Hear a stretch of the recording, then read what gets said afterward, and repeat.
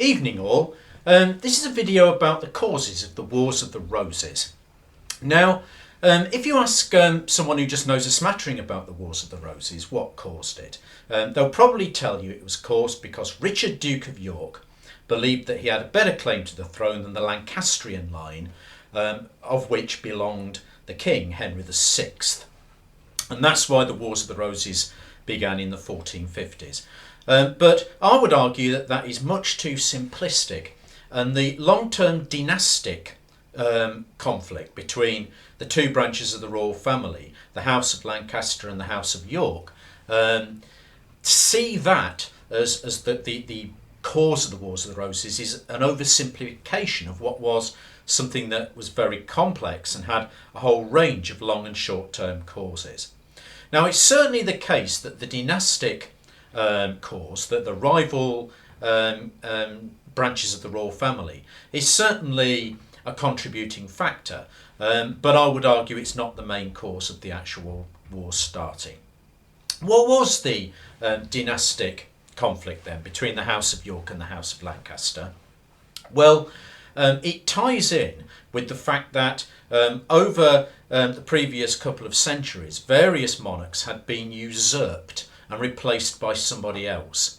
And every time that happened, it is true that it took away something of the mystique of the monarchy and, made it easier for it to happen again and for somebody else to be usurped. And when that's fed into the two rival branches of the family, it's certainly a contributing factor. I mean, basically, Edward II had been usurped. Edward II had been usurped in favour of his own son, Edward III, by the Queen, Isabella, and her lover, Roger Mortimer. But at least that didn't break the legitimate line, because when Edward II was usurped, he was simply replaced with his son, Edward III. But what really starts the process that I suppose did culminate in the Wars of the Roses was the usurpation of Richard II in 1399. Now, to understand that, you have to understand that one of the problems is that King Edward III had a whole range of sons, and Richard II was his heir, and he was his grandson because he was the son of Edward III's eldest son, who was called Edward the Black Prince. The Black Prince was a nickname that historians have given him. Now, the Black Prince was dead when Edward III died, so he was succeeded by Richard II, and that was the legitimate line of succession. However, in 1399, for various reasons, Richard II was usurped by his cousin, Henry Bolingbroke, who was the son of John of Gaunt, who was Edward III's third son. And arguably that then broke the legitimate line of succession. Not only because Richard II was himself usurped and then subsequently probably murdered, but also because by usurping Richard II and taking the throne himself, Henry Bolingbroke, who became Henry IV, who was the first king of the House of Lancaster, had disinherited the heirs of Edward III's second son, who was a man called Lionel, Duke of Clarence. And Lionel, Duke of Clarence's heirs were known as the Mortimers, because his daughter Philippa married a Mortimer, and it ended up with a lady called Anne Mortimer, who was the mother of Richard, Duke of York. So it is arguable that Richard, Duke of York, had a better claim to the throne than the Lancastrians, because through his mother, Anne Mortimer, he was descended from the second son of Edward III, whereas the Lancastrian line is descended from the third son of Edward III, John of Gaunt.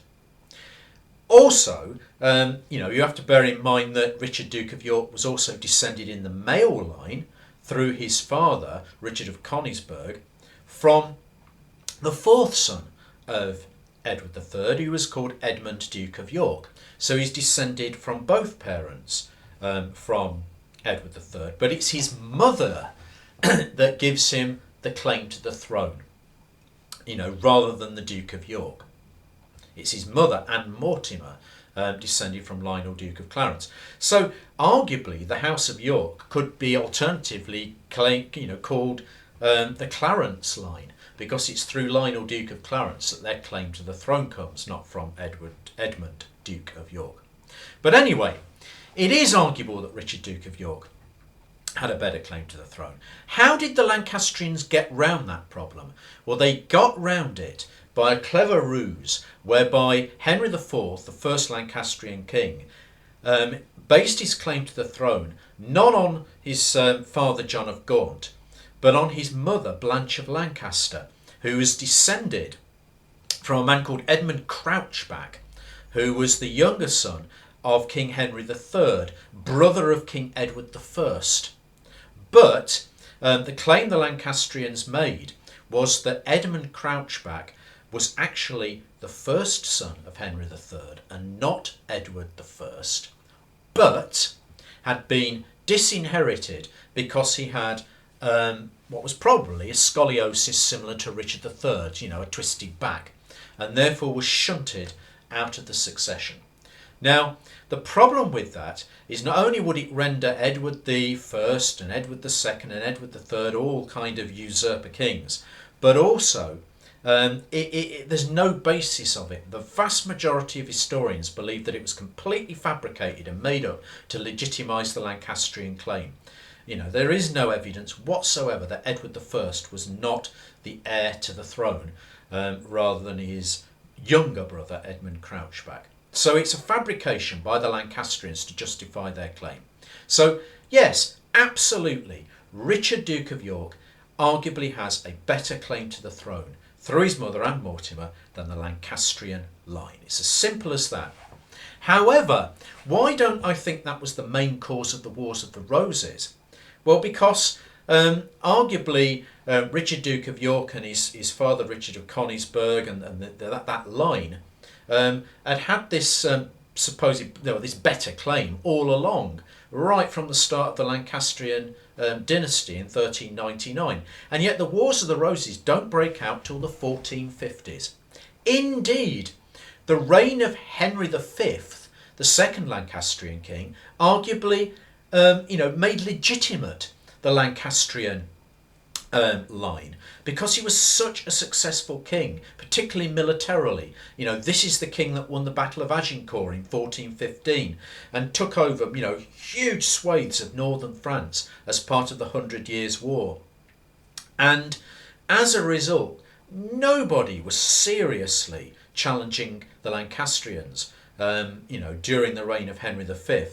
There was a plot against him in 1415, the Southampton plot, which Richard of Königsberg, Richard Duke of York's father, was involved in, but it was a complete failure. He never really got off the ground. Richard Duke of Königsberg was executed, and there was no serious contending of the throne under Henry V.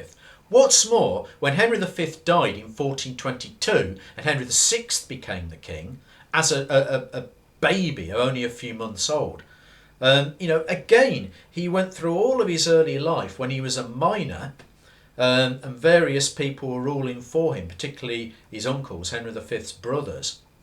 He went through all that period without being challenged as king. When Henry VI was at his weakest, when he was a baby and a child, nobody was trying to usurp him at that point. So that suggests that the real causes, the main causes anyway, of the Wars of the Roses don't lie in the long-term dynastic conflict between the two branches of the family, but they lie in the reign of Henry VI, and in particular in his adult reign, when he came into his majority in about 1437. And it's after that that you get the main short-term causes of the Wars of the Roses. So, having said that then, what are some of the other causes of the Wars of the Roses? Well, it has been argued again that one of the long-term causes, apart from the dynastic thing, is the fact that the monarchy was becoming weaker because of usurpations, and nobles were not only as rich as the king, some of them, but also were using something called bastard feudalism to employ retainers and pay potential private armies of retainers and this is the ultimate cause of the conflict. But again, that misses the point. Bastard feudalism and something like it have been going on for centuries, and the idea of employing retainers, nobles being incredibly rich, for 200 years kings have been dying insolvent in huge amounts of debt, and yet again the fighting doesn't begin until the 1450s.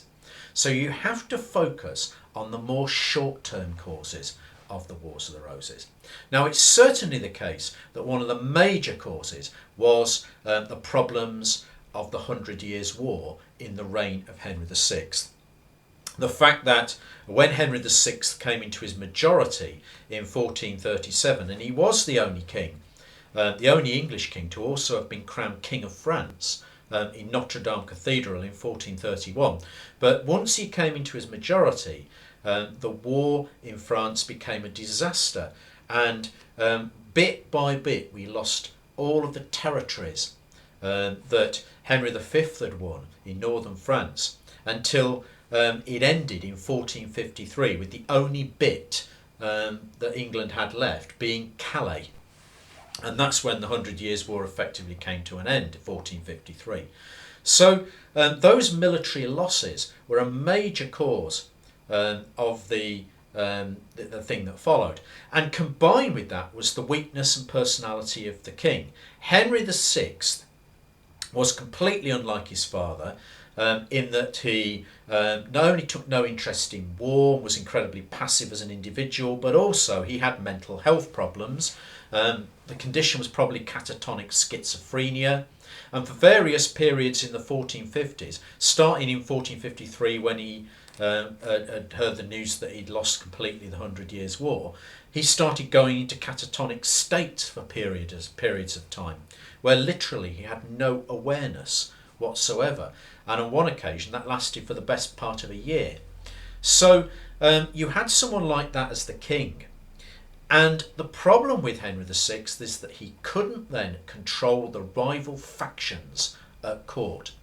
Well, that's a simplistic analysis, because there's a counter argument that it's not so much that he couldn't control the various factions, but that he actively sided with one faction at the expense of the others and proactively tried to sweep the other faction out of power.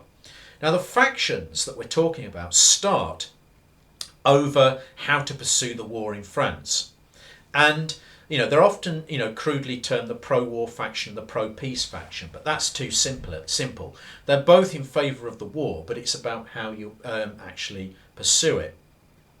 The more aggressive faction was led by the king's uncle Humphrey, Duke of Gloucester, and Richard, Duke of York. Again, Humphrey is a Lancastrian, Richard is a York, the Duke of York. So it shows that these factions aren't necessarily Lancaster and York. You'd have people from both houses on the same side. But they were the pro, let's kind of go over there and sort of defend our territory, gung-ho faction. And then the other faction was led by the Duke of Suffolk and the Duke of Somerset, and then later on by Henry VI's Queen, Margaret of Anjou, as well, who's a French queen. And basically, they were in favour of, fighting the war, but in a more conciliatory way, giving the French some territories back in order to buy periods of peace, and this kind of approach. And it's this factionalism that is the root of it, because Henry, for whatever reason, sides with this more conciliatory faction led by the Duke of Suffolk and freezes out the other side. Humphrey, Duke of Gloucester, his own uncle, is thrown in the Tower of London, where he dies under mysterious circumstances, probably murdered. And that then left Richard, Duke of York, as the leader of that faction. And then the Duke of Suffolk was murdered by being lynched on a ship by people who were angry at the losses in France off the coast of Kent. And that left the Duke of Somerset in charge of that more conciliatory faction. Now, the other thing, and this is where the dynastic thing does kick in, is that Henry VI at this point has no children, which means when he dies, the potential heir arguably is Richard, Duke of York. But the Duke of Somerset, who is a man called Edmund Beaufort, who is an incredibly fascinating individual, also himself had a claim to the throne, because he was part of what's called the Swynford line, which is an alternative branch of the House of Lancaster. John of Gaunt had several wives, and the main Lancastrian line is descended from Blanche of Lancaster, but the second is descended from Catherine Swynford. And Catherine Swynford was his mistress, who he later married. And so the Swynford line, who were known as the Beauforts, because they weren't allowed to take the name Plantagenet because they were illegitimate, so they invented the name Beaufort for them. The Beaufort line, which is an illegitimate line originally, is where the Duke of Somerset comes from. The Beaufort line was legitimised several times. It was legitimised by Richard II and it was legitimised by Henry IV. But every time it was legitimised, they had to promise that they would never claim the throne.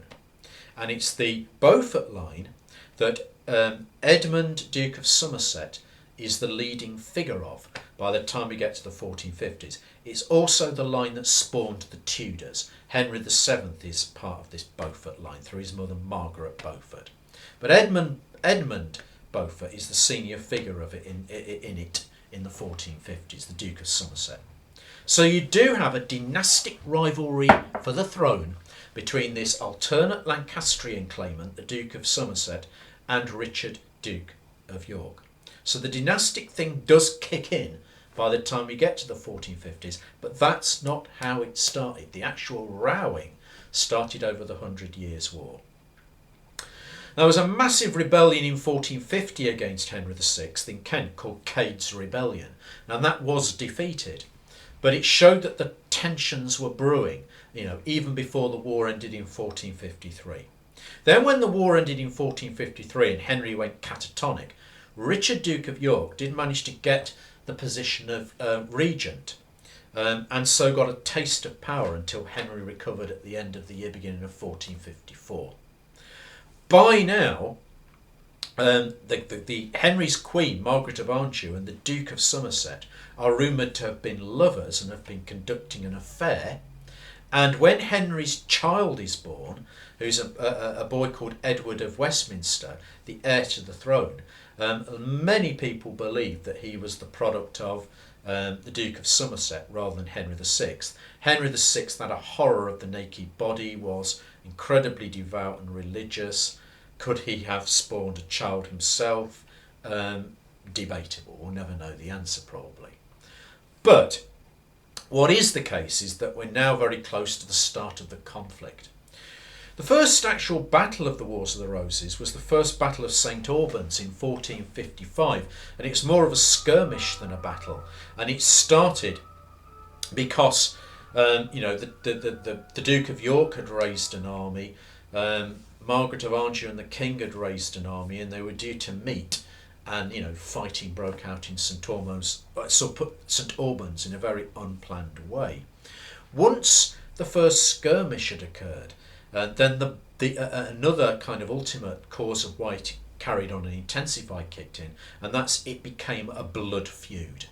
Because in the first Battle of St Albans, the Duke of Somerset was killed. Various other leading noblemen on the Lancastrian side were killed. And as a result, their sons then want revenge. Margaret of Anjou would have undoubtedly wanted revenge for Somerset's death as well. So the concept of blood vengeance then kicks in and leads to the intensification that followed.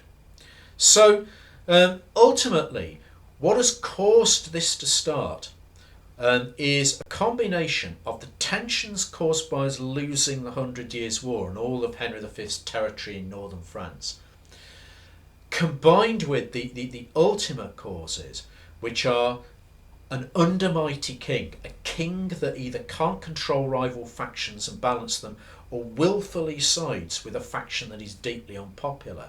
Undermighty king and overmighty subjects. The fact that you have got incredibly wealthy nobles like Richard, Duke of York, and his ally, Richard Neville, Earl of Warwick, who were incredibly wealthy, almost as wealthy as the king, if not wealthier. And Richard had a better claim to the throne, arguably, than Henry himself. So it's over mighty subjects, under mighty king, that's the ultimate cause, combined with the losing of the 100 Years' War. Having said that, following the initial battle or skirmish, St Albans, there were opportunities for it to stop.